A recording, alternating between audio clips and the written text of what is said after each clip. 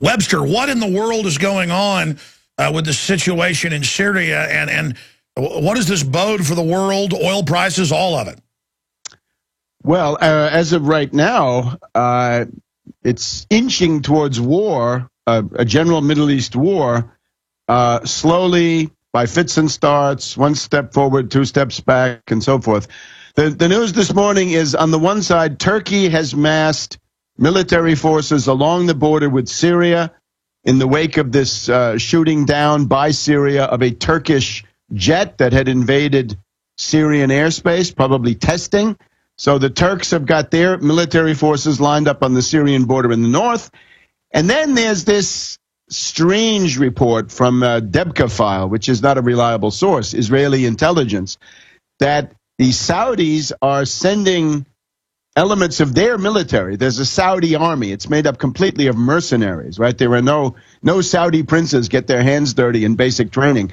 But there is a Saudi army. It's got some special forces, and that they're sending them through Jordan so that they could threaten Syria from the south or the southeast or so forth. So you got obviously an attempt to intimidate Syria. Right now, everything is in the wake of that Syrian. It's an F-4 Phantom reconnaissance configured that went into Syrian airspace. I would call it a Gulf of Tonkin pattern. You go into Syrian airspace, then out, then in, then out, and eventually the Syrians take the provocation and shoot you down.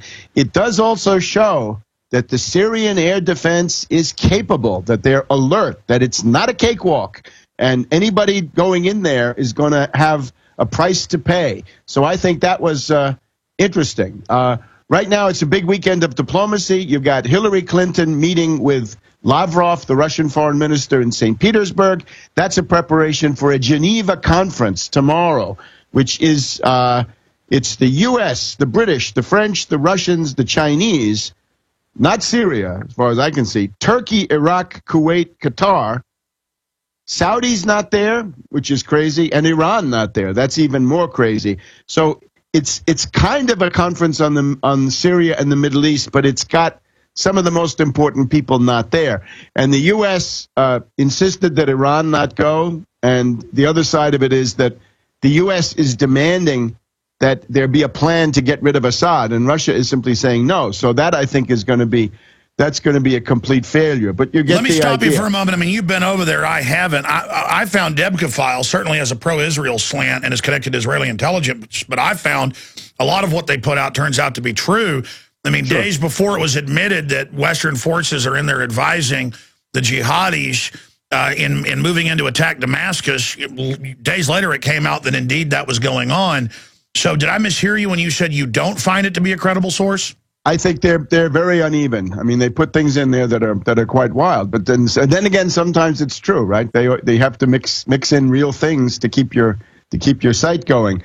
So the summary I would give is this: NATO has used the methods of Hitler in regard to Syria. First of all, they did to Syria what Hitler did to Czechoslovakia in 1938, meaning that they fomented a rebellion inside, and then used that to start, beating the drum. Sure, same thing was done in Libya. I mean, that's the strategy. The second, though, the second one. We'll stay there. We got to go to break. Okay. We'll be back with Webster Tarpley. Tarpley.net's his website.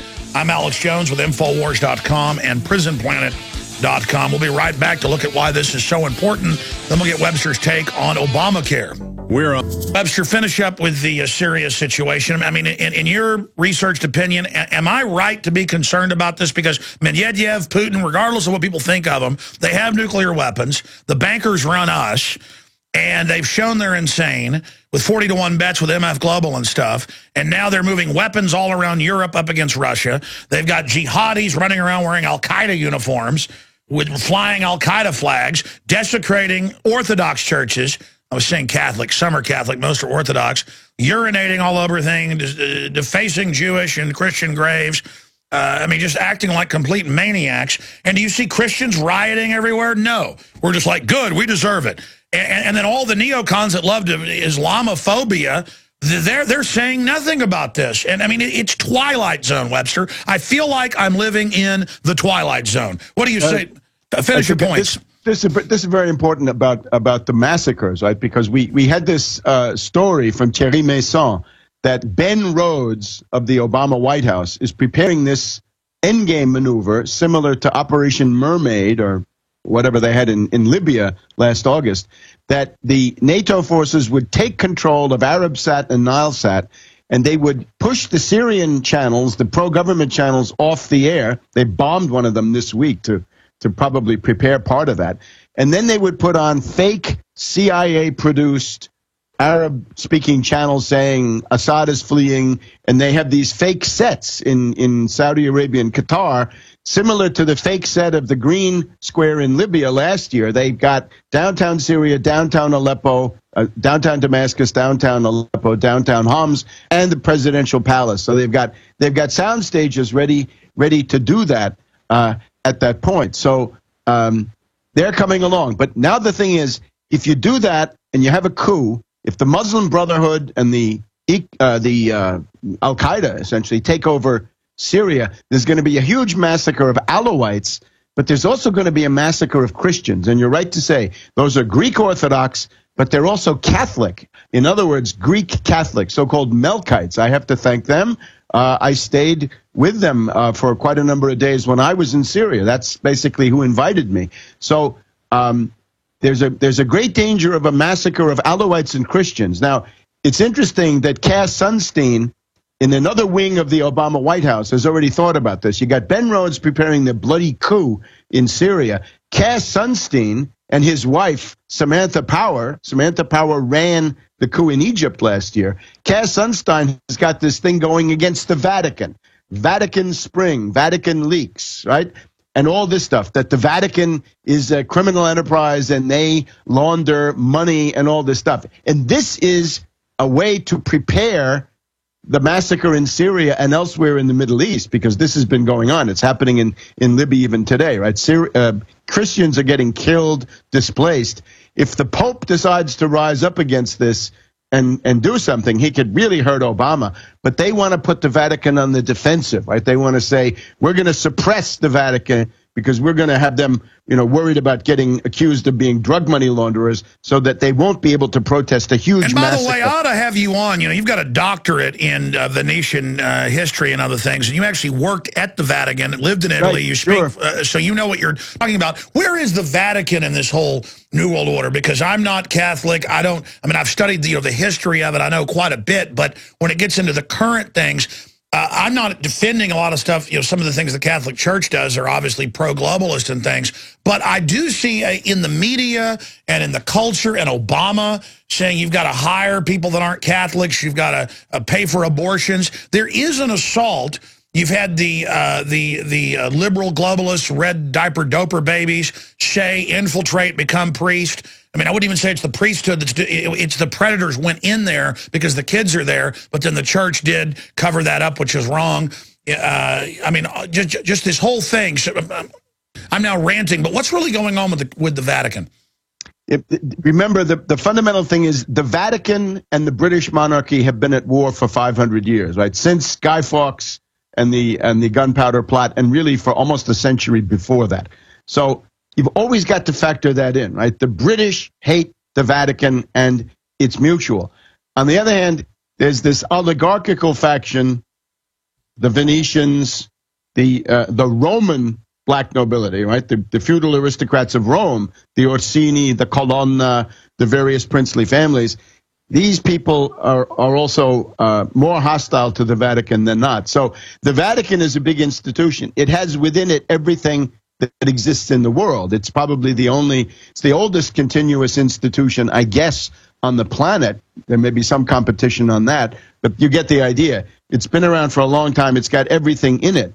And the quality, since it's an elective monarchy, the quality of popes varies greatly. You can go from a good one to a bad one with simply one conclave. But I think right now, the thing that I see is that the U.S. line towards the Vatican is to bash them, because the whole U.S. line in the Middle East and the Mediterranean is a pro-Muslim Brotherhood, pro-Al-Qaeda policy, which is going to get a lot of Christians and again, killed. We're not just saying that. Hidden in plain view Al-Qaeda, more than ever, is out in the open, run by NATO, who are known narcotics traffickers. The troops grow the opium publicly on Fox News. Everything is Twilight Zone. They've got tanks rolling around in cities all over the U.S. getting us ready for the total collapse, and we're just sitting here sliding into it.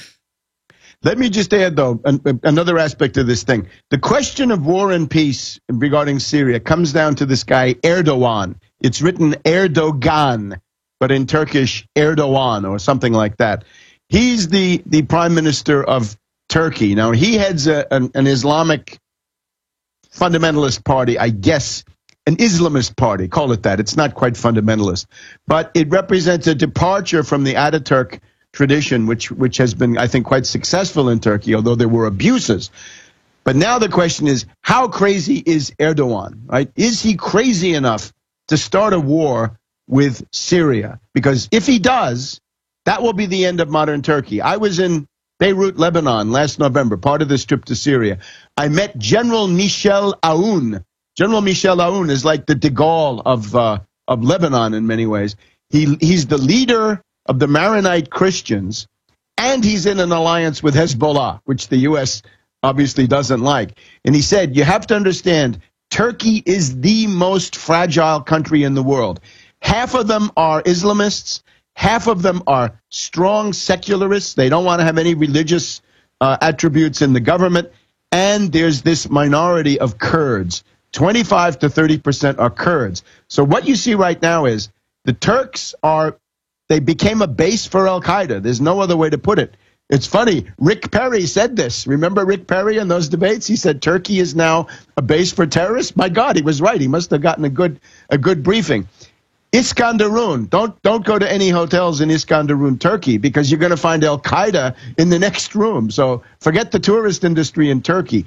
But the question then is he going to take the plunge? Because if he does, here's what's going to happen. Already, the Kurdish rebels against Turkey are getting safe haven from the Syrians in the Syrian Kurdish area.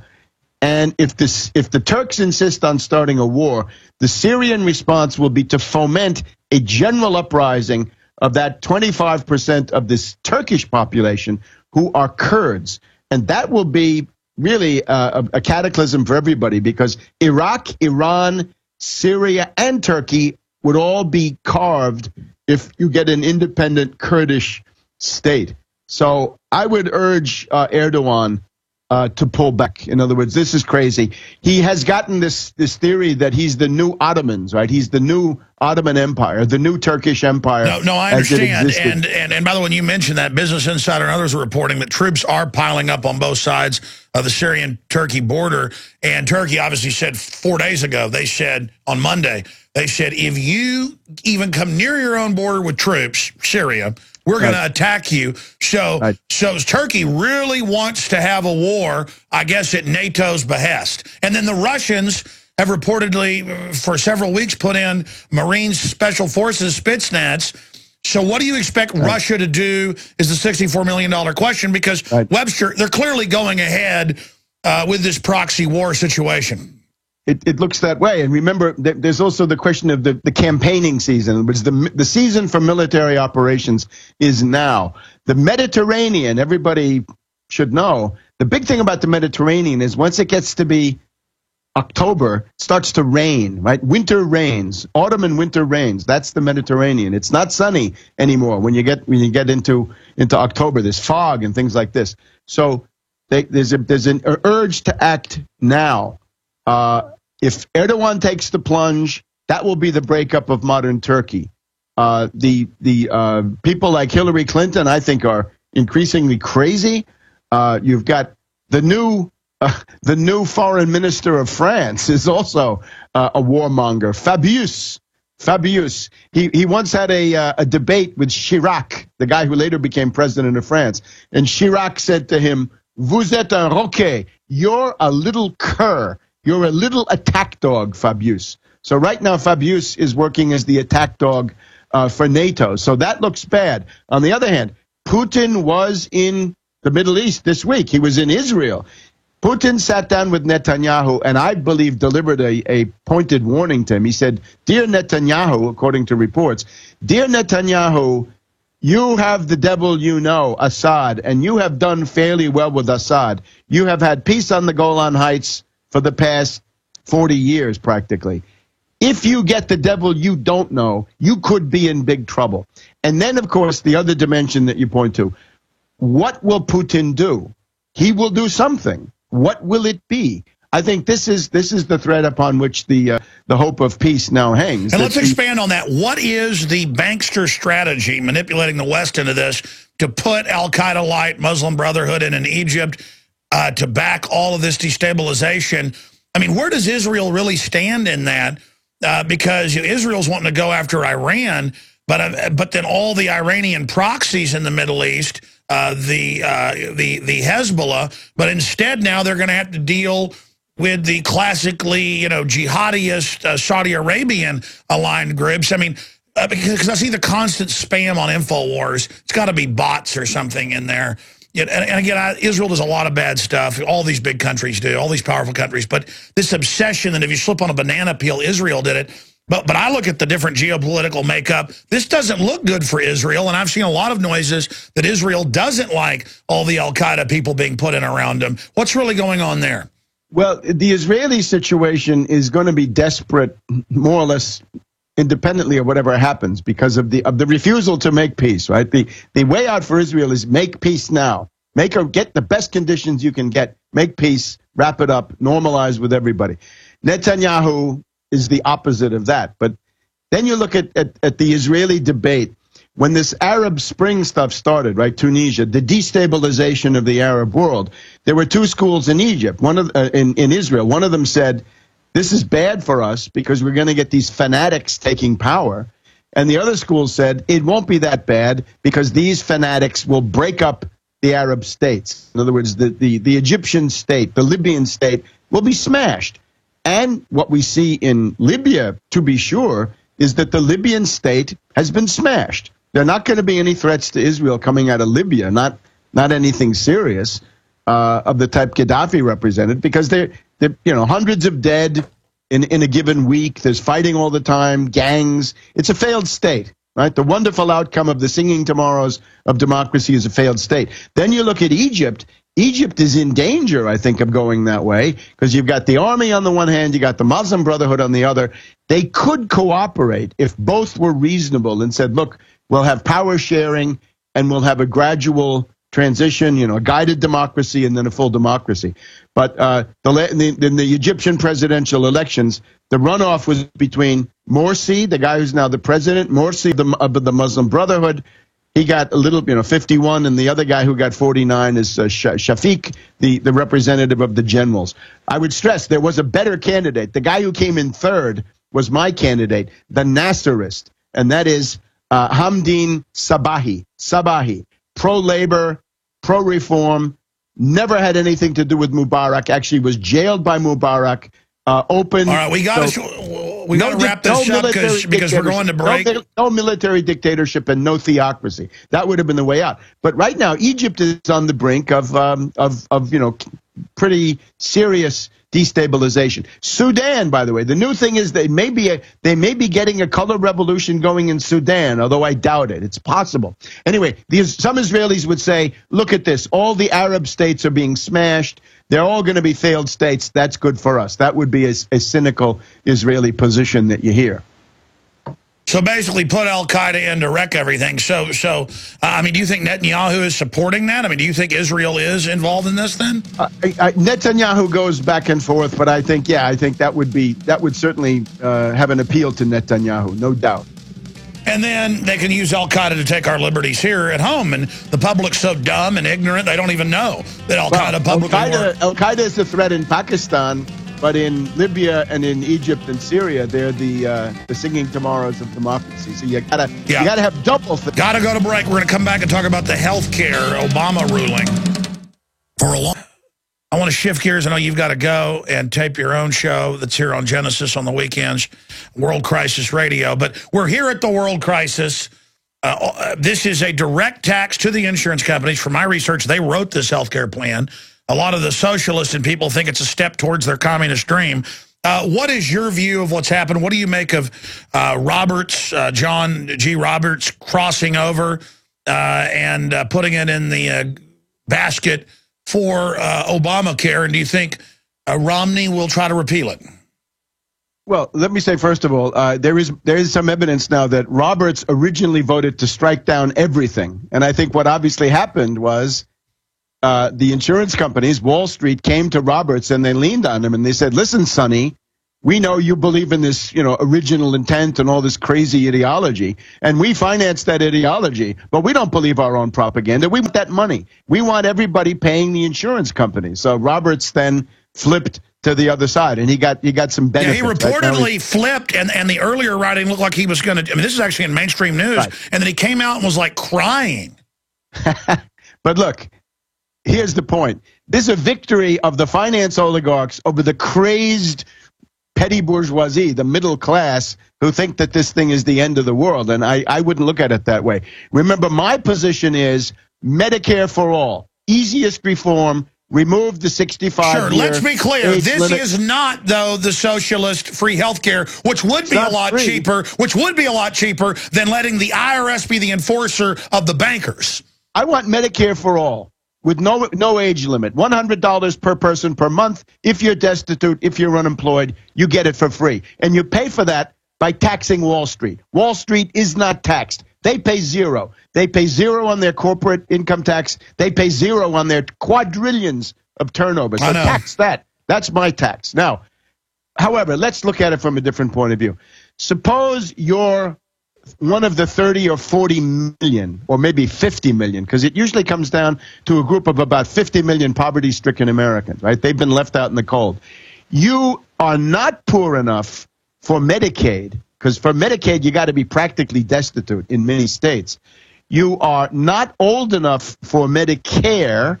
You are too old for S-chip, because you can get child health insurance, right? No matter how poor you are, you can get it for your kids. You're not a veteran, and you're not getting COBRA because you're not, coming out of a job that you lost. So here's the problem. There's a mass of people. Now, the result of this thing is Wall Street gets paid, but if you're in the middle, within 18 months, you're going to be able to get some kind of coverage. And I think that's a positive aspect. In other words, it's not all bad. Wall Street's going to get paid, yeah. Look, if the opposition is Ron Paul on the one side and ad busters on the other, Wall Street will get their way because there's no real opposition. But even within that, in order to get it through the Congress, they had to put in this thing, no pre-existing conditions. That's going to be over. You're going to get some coverage. Oh, I've read it. It's written by the insurance companies.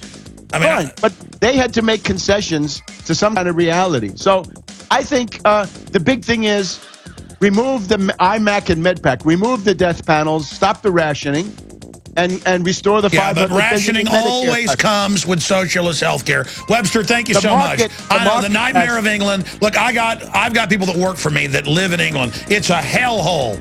But Webster, thank you. We'll talk to you more about it next week. We'll be right back.